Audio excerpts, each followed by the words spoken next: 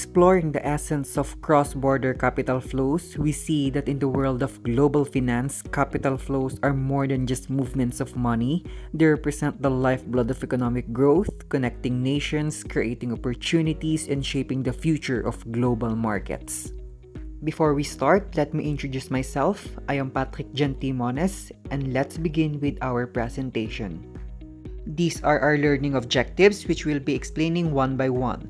First, explain cross-border capital flows and their impact on global growth and financial stability. Second, analyze FDI trends, drivers, and effects on host and home countries. Third, describe portfolio investment flows, asset allocation, and investor preference in global markets. And lastly, evaluate capital control measures and their role in maintaining financial stability. So when you think about cross-border capital flow, what comes to your mind? Maybe you imagine money moving from one country to another, and you're right. It's basically the movement of funds between nations through investments, loans, and remittances. Parang bridge ito na nagko-connect sa mga economies, helping countries grow and support each other. Pero kapag hindi ito na-manage ng maayos, it can cause financial instability or even crisis that affects many nations. Historically, nagsimula ang cross-border capital flows after World War II when countries started to open up their markets through liberalization. So from there, nagsimulang pumasok at lumabas ang capital across borders which help economies expand and recover. These flows comes in different forms like foreign direct investment or FDI, where countries make long-term investments such as factories or branches abroad, and portfolio investments which involve buying stocks, bonds, or other assets in foreign markets.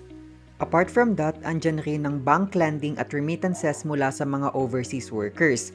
Bank lending refers to one country providing loans to another, while remittances naman ay pera galing sa abroad that greatly supports their home country's economy. Pero kapag excessive ang lending o weak ang financial regulation, tumataas ang financial risk because when banks or countries lend too much money, without proper control, there's a higher chance that borrowers can't pay back their debts. When this happens, pwedeng maapektuhan ang stability ng buong financial system. Kaya it's important na may awareness tayo kung paano i-manage effectively ng iba't ibang nations ang cross-border capital flows. With proper management, mas nagiging stable ang economy, global trade becomes stronger at mas nagkakaroon ng balanced growth across the world. Have you ever wondered why some companies choose to expand to other countries instead of just growing locally? Dito na pumapasok ang FDI. First, foreign direct investment or FDI happens when a company, investor, or even a government from one country decides to invest or own a business in another nation. In short, ito yung pag-i-input ng capital sa another country para makapag-expand at makapasok sila sa new market. Parang ganito lang yan. Instead of just selling products abroad, the company will build and operates its own business or branch or factory in another country. Through that, mas nababroaden nila ang operations as mas nakaka-reach sila ng more consumers. For example, when a Japanese company ay nag-establish ng manufacturing plant here sa Thailand, that's already an FDI. It means na gusto nilang maging part ng economy ng Thailand para makapag-contribute sa pag-create ng jobs at mag-introduce ng new technology. FDI has positive effects because nakaka-help ito sa economic growth ng host country. Nagbibring ito ng employment, capital at innovation na nagpapa-strengthen ng economy. However, hindi rin mawawala dyan ng risk tulad ng political changes, exchange rate fluctuations at cultural differences na pwedeng maka-affect sa business operations.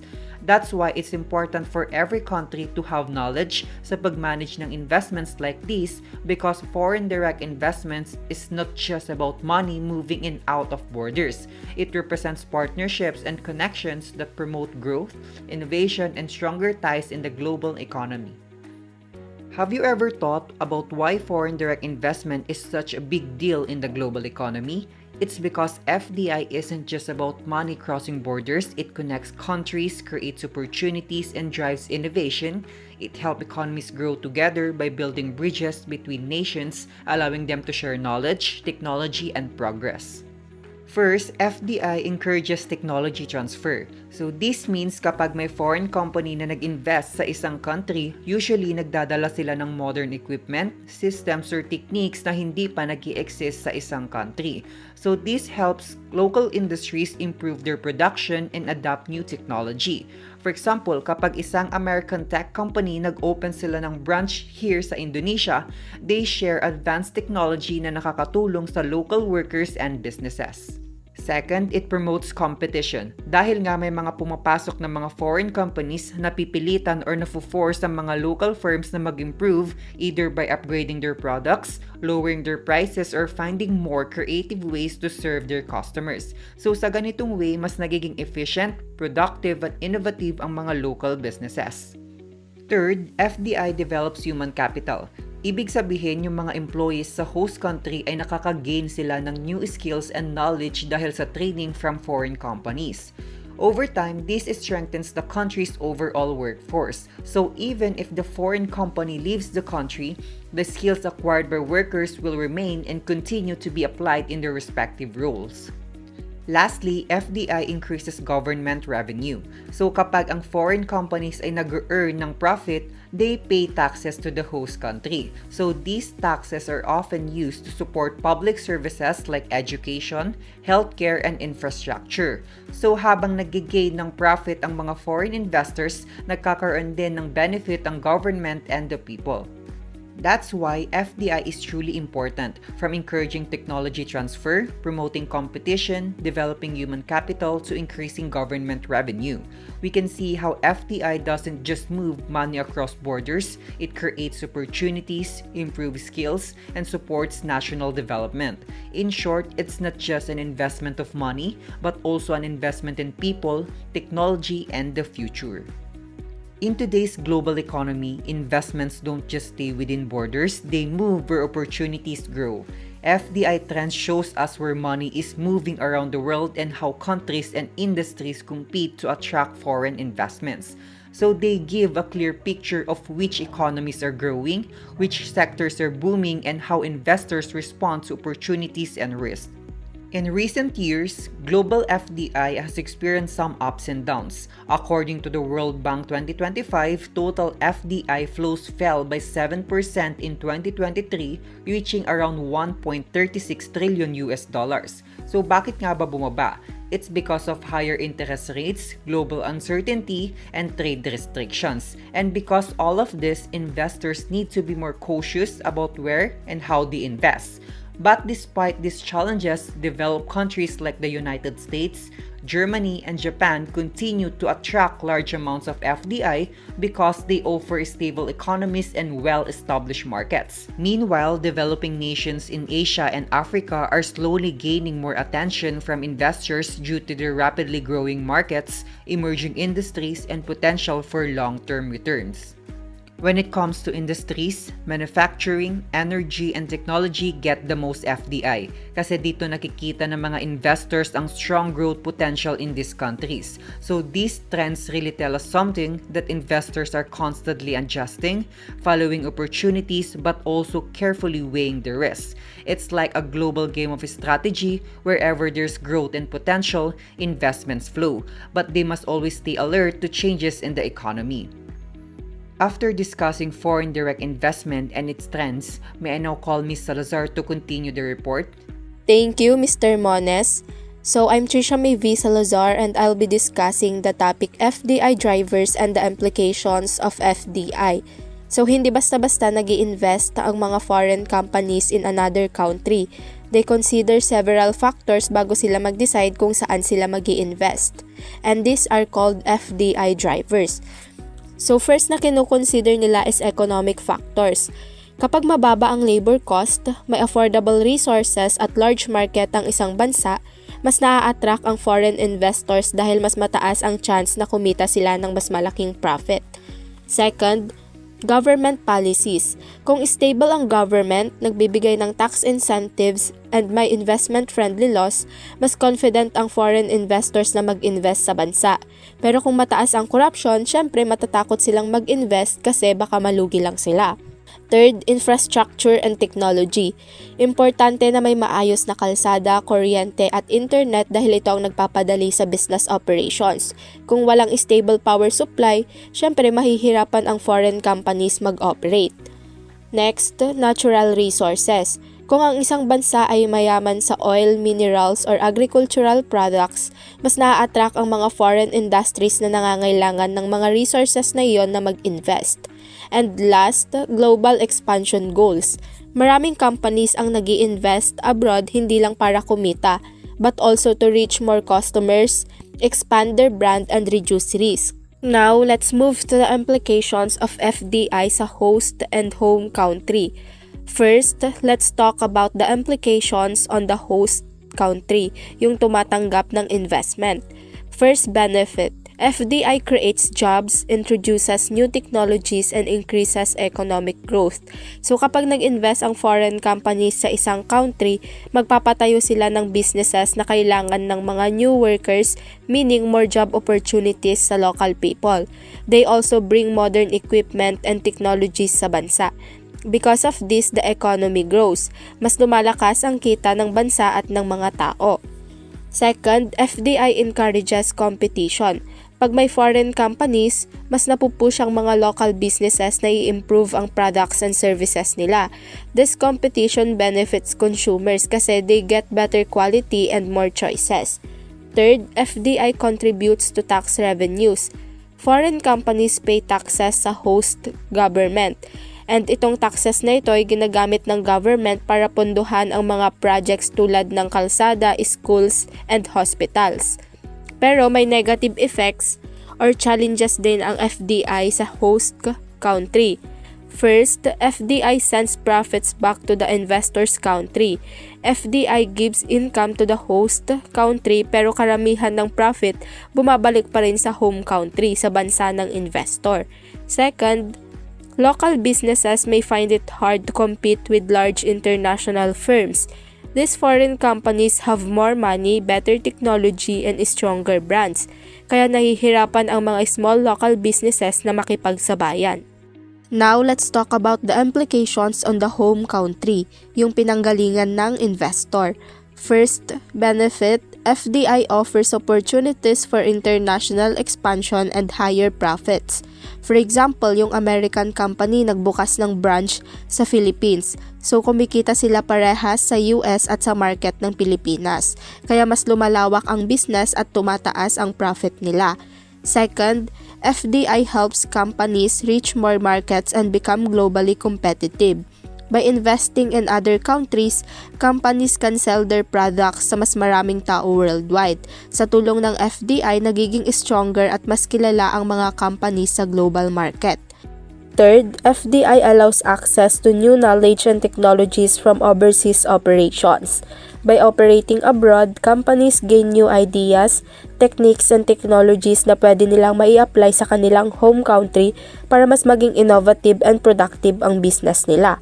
Ang negative effect naman ng FDI sa home country, FDI may transfer jobs abroad, reducing employment in the home country. Kapag nag-invest kasi ang companies sa ibang bansa, nililipat nila ang factories doon dahil mas mura ang labor. Kaya nababawasan ang job opportunities sa home country. So that's all for my report. The next reporter is Miss Bolaños. Thank you, Ms. Salazar. I am Jamal Bolaños and now, let's move to portfolio investment. So first of all, ano nga bang portfolio investment? Portfolio investment is the movement of money across countries through buying or selling financial assets like stocks, bonds, and mutual funds, aiming to earn returns rather than control companies. So unlike sa foreign direct investment kung saan ang investor ay bumibili ng malaking share sa isang company para magkaroon sila ng control na i-manage ito. Sa portfolio investment ay nakafocus lang sa returns. For example, bumili ako ng Apple shares sa US stock market. Syempre magiging shareholder ako pero hindi magiging business owner or manager. Wala akong control sa pagpapatakbo ng company. Ang goal ko lang ay kumita kung tataas ang stock price o kapag may dividends. Yan ang portfolio investment. Ganon din sa foreign investor na bumibili ng Philippine government bonds. Ipinapautang lang nila ang pera nila sa gobyerno for a certain period. So in return, kailangang bayaran yon plus ang interest nito. So what affects portfolio investment flows? First is interest rates. Kapag mataas ang interest rate ng isang bansa, mas nakaka-attract ito ng foreign investors. Halimbawa, Kung tumaas ang interest rates dito sa Pilipinas, mas maraming bibili ng bonds para mas mataas ang kita nila. Second is global economic events. Kapag may crisis tulad ng war, pandemic or recession, nagiging maingat ang investors. Mas gusto nilang ilipat ang pera nila sa mas safe na bansa gaya ng US o Europe, kaya bumababa ang investment sa developing countries. The third one is exchange rates movements. Kapag malakas ang currency ng isang bansa, mas malaki ang potential profit ng investors pag binalik nila sa currency nila. Pero kung bumababa naman ang value ng currency, pwedeng umatras ang mga investors para iwas lugi na rin. And the last one is market confidence and growth prospects.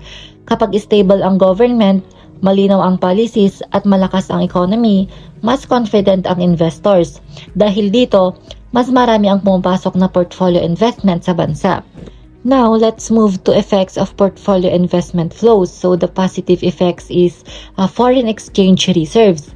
Kapag maraming foreign investors ang pumapasok sa bansa, nadadagdagan ang dollars or foreign currency reserves. Nakakatulong ito para mas maging stable ang value ng peso at may pondo ang gobyerno para sa imports o emergencies. Next is stock market liquidity and financial development. Dahil sa pagpasok ng foreign investors, mas tumadami ang bumibili at nagbebenta sa stock market. Nagiging mas active ang financial system at mas madali para sa companies na makakuha ng pondo para sa growth nila. And last is government and corporate financing. Kapag bumibili ng bonds ang foreign investors, para silang nagpapautang sa gobyerno at sa mga company. Dahil dito, nagkakaroon ng dagdag na capital para sa infrastructure projects at business expansion. Now, let's look at the negative effects. So first is market volatility. Ito yung biglang pagpasok o paglabas ng malaking pera mula sa foreign investors. Dito, pwedeng magulo ang market. So halimbawa, biglang bumababa o tumataas ang stock prices at interest rates. So the second one is currency fluctuations. Kapag sabay-sabay na nagwi-withdraw ang investors, bumababa ang demand sa local currency tulad ng peso. Ang resulta nito ay pwedeng bumagsak ang value ng peso kumpara sa dollar. And the last one is short-term investment focus.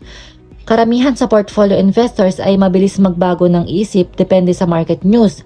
Dahil dito, pwedeng maging unstable ang economy kasi mabilis din silang umalis kapag may risk. So let's move to asset allocation. So, ang asset allocation ay strategy kung paano mo hinahati ang pera mo sa iba't ibang investments para ma-manage ang risk at makuha ang balance na earnings. Halimbawa, hindi mo ilalagay lahat ng pera mo sa stocks kasi risky yon. Kaya may parte rin sa bonds o cash para may safety net. Sa ganitong paraan, kahit bumaba ang value ng isa, may ibang investment na bumabawi at mas stable ang growth ng pera mo. So next reporter will be Miss Lamadrid. Thank you, Miss Bolaños. I am Charlotte Lamadrid, and I'm going to discuss the examples of asset allocation in international investing. Una, yung conservative investors focusing on stable economies. So, ang conservative investors ay yung mga investors na ayaw masyado ng risk sa investment nila. Mas gusto nila yung mga steady at predictable ang profit kahit maliit lang. And usually, nag-i-invest sila sa developed countries tulad ng US, Japan o Germany para siguradong safe ang pera nila. And pinipili nila yung mga investments tulad ng government bonds o shares ng mga kilalang company kasi mas mababa ang chance na malugi. And meron ding aggressive investors targeting emerging markets. Ito naman yung mga handang mag-invest sa mas mataas na risk para sa mas malaking returns. So nag-invest sila sa mga emerging markets tulad ng Philippines, Indonesia o Vietnam dahil mas mabilis yung pag-develop ng economy doon. Pero kasama ng opportunity na yon ay ang mas mataas na risk gaya ng political instability at pagbabago ng currency value. And of course, sa asset allocation, may mga risk na kailangang bantayan ang mga investors. So una dito, we have the foreign exchange risk o tinatawag ding currency risk. Ito yung risk na dahil sa pagbabago sa value ng pera o exchange rate ng isang bansa. So halimbawa dito, kapag ang isang American investors ay nag-invest sa Philippine stock market, kikita siya in peso. Pero kung bumaba ang value ng Philippine peso, kahit kumita siya sa stock market, bababa pa rin ang actual value ng kita niya kapag kinonvert na to sa dollar. So kahit magandang performance niya sa investment sa abroad, pwedeng maapektuhan ng exchange rate kung magkano talaga ang kikitain ng isang investor. And then next, we have the political and regulatory risk. So ito naman yung risk na may kinalaman sa mga batas, regulasyon at political situation ng isang bansa. So, iba-iba kasi ang rules sa bawat bansa pagdating sa investments. So, halimbawa, pwedeng biglang magtaas ng taxes ang gobyerno o kaya magpatupad ng bagong batas na mahigpit para sa foreign investors. So, kapag nangyari yon, pwedeng bumaba ang kita ng mga investors or maapektuhan ang buong business environment. And next, ano nga bang investor preferences? So kapag sinabi nating investor preferences, ito yung individual attitudes, behaviors, and choices that influence how people or institutions invest their money. So ibig sabihin, bawat investor ay may sariling style kung paano nila pinapangalagaan at pinapalago yung investment nila. So may mga factors din na nakaka-influence sa preferences ng mga investor. Ang una dito is yung risk tolerance. So kaya ba or handa bang tanggapin ng mga investors yung mga risk sa pag-invest or magiging play safe ba sila? Now I'm going to discuss the factors influencing investor preferences. Number 1 is the risk tolerance. And under the risk tolerance is what we call the risk averse and the risk takers. So, nandyan yung risk-averse investors. Sila yung mga investors na mas gusto ng safe investments tulad ng bonds o blue chips stocks. So, kahit mas mababa ang returns, mas pinipili nila yon kasi mas stable at sure yung investment nila. And then, yung tinatawag nating risk-taker investors naman. Sila yung willing to take bigger risk para sa chance na mas malaki ang kita nila. So, karaniwan sila yung nag-i-invest sa volatile or emerging markets kahit unpredictable ang returns. So, depende sa risk tolerance nila kung paano nila i-allocate yung pera nila. And isa pang nakakaapekto sa investor preference is yung tinatawag nating economic condition and interest rates. So for example, kapag mababa ang interest rate sa home country ng isang investor, madalas nilang ililipat ang funds nila sa foreign markets na may mas mataas na kita. Pero kapag may economic uncertainty or crisis, bumabalik sila sa mga ligtas at stable investments para maprotektahan yung pera nila. And then number 3 is yung market stability and government policies. So nakakaapekto rin ang mga market stability at government policies. So kasi kapag ang isang bansa ay may stable political environment at supportive government policies, nagiging attractive ito sa investors. Pero kung may political instability o corruption, madalas umaatras ang mga investors at nililipat nila yung capital nila sa mas ligtas na investment sa ibang bansa.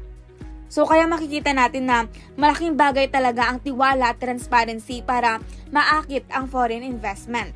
So in conclusion, ang portfolio investment ay nagbibigay ng opportunity sa mga investors na i-diversify ang kanilang assets at bawasan ang risk ng pagkalugi. So with the help of asset allocation strategies, nababalansin nila yung risk at return based on their financial goals. So malaki rin ang epekto ng investor preferences sa global capital movements since they depend on factors like economic conditions, interest rates, and market stability. And now may I call on Ms. Javier to discuss the capital controls. Thank you, Ms. La Madrid. Again, I'm Hazel Joy Javier. I'll be discussing about capital control. Capital control is a rule or action from the government to control or limit the flow of money na pumapasok at lumalabas sa bansa.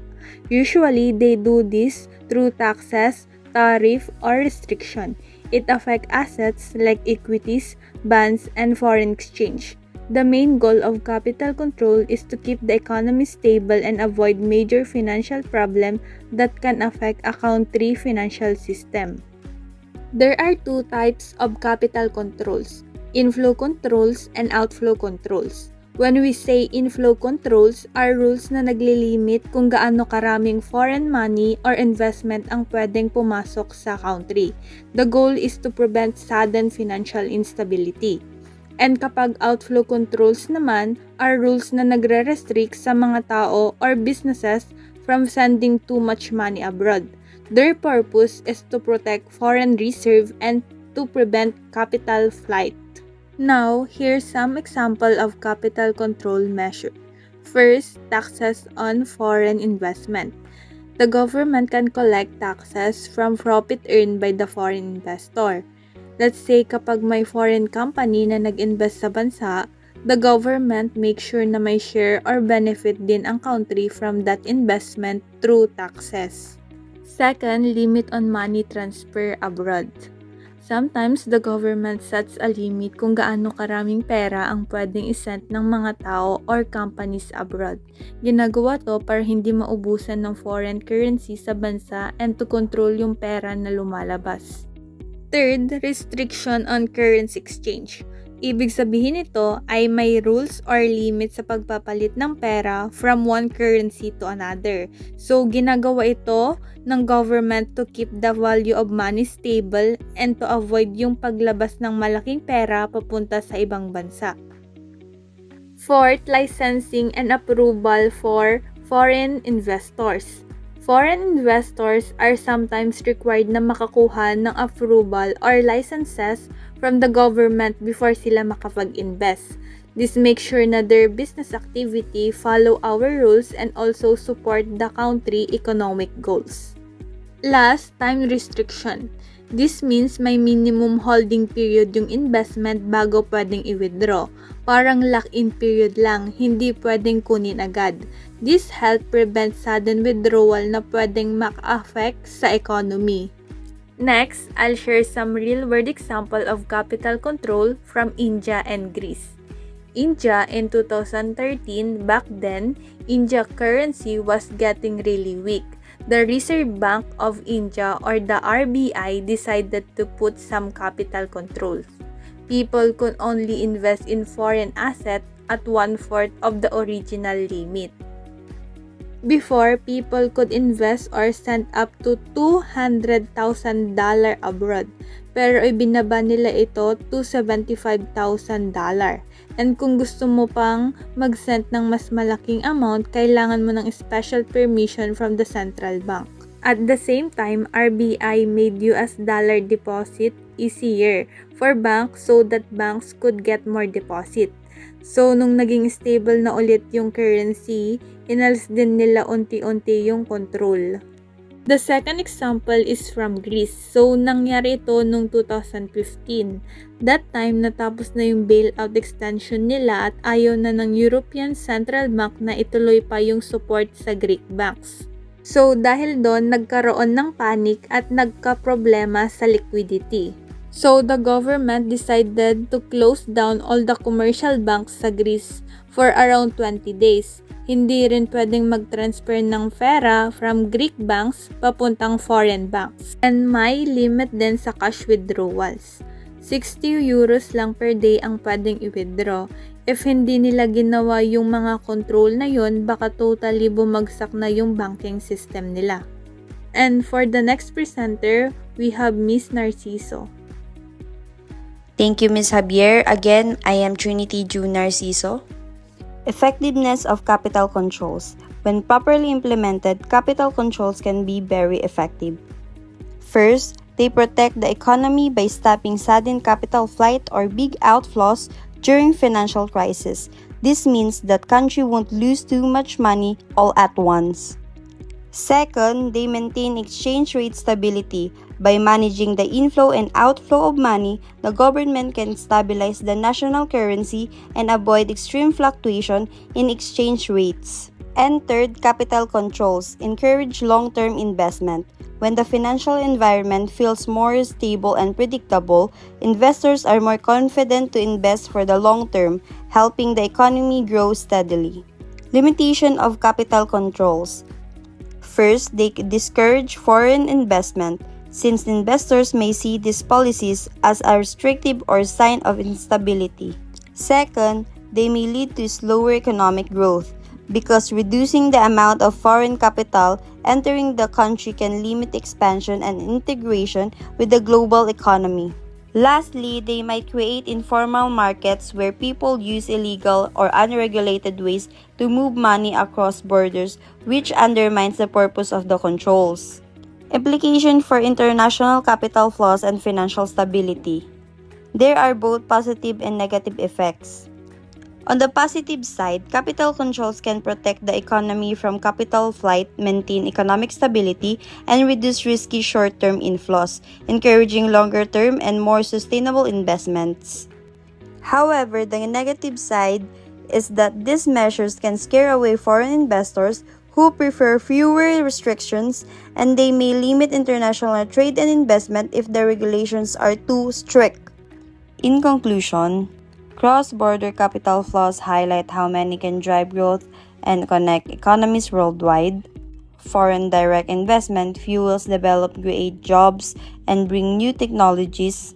Portfolio investment expand opportunities and strengthen financial markets, while capital controls help governments maintain stability during uncertain times.